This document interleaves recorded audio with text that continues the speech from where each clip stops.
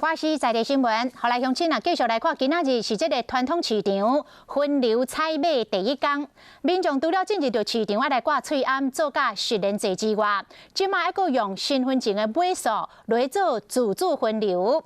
这个尾数是骑数的民众，每礼拜一的早起，甲拜五、甲拜三、拜五礼拜开放着采买。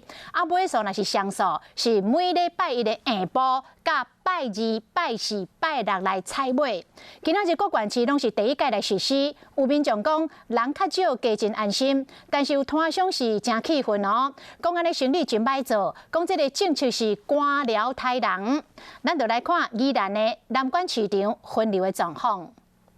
因为这样人潮不会那么多啊，这样拥挤人真的很可怕的，真的哈。这官僚杀民众，真的，民众怎么生活？对不对？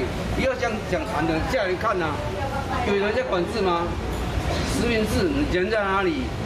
酒精人在哪里？量体温人在哪里？都没有，都是口号，骗人。难怪台湾会破，真的破。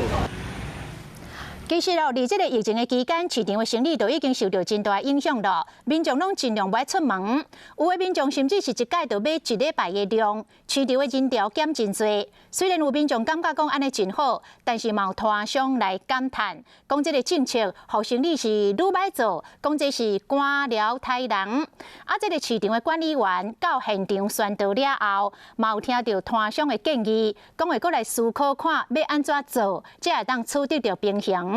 因为伫守住疫情的同时，嘛要互店家会当来生存。